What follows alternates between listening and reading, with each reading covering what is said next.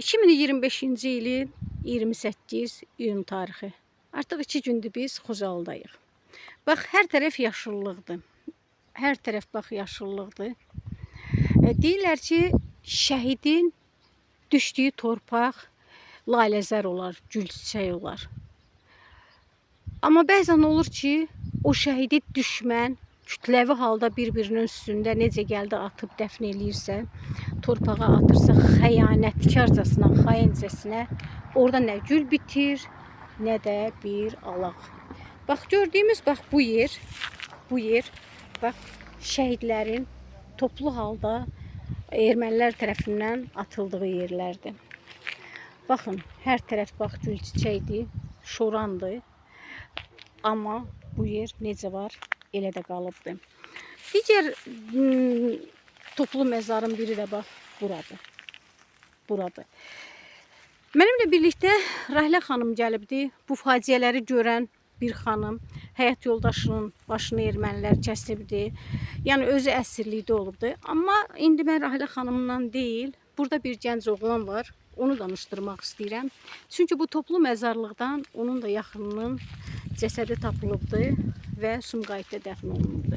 Buyurun, mən sizi tanıyım ilk öncə, sonra söhbətə başlayaq. Mən Muradov Elzamin Mürşidoğlu. Xocalı qazıntı zamanı mənim Xocalının müdafiəsində daim döyüşərək yaralanmışdı, erməni tərəfindən əsir götürülmüşdü. Sonra onu öldürərək kütləvi burada məzarlıqda dəfn eləmişdilər. Burada Xocalının abadlaşdırması üçün abadlıq işləri gedən zaman buradan kütləvi məzarlıq aşkarlanmışdı. Mənim daimin cəsədi də bax buradan çıxmışdı. Bundan başqa da haralardasa var, yəni kütləvi məzarlıq. Rahilə xanım.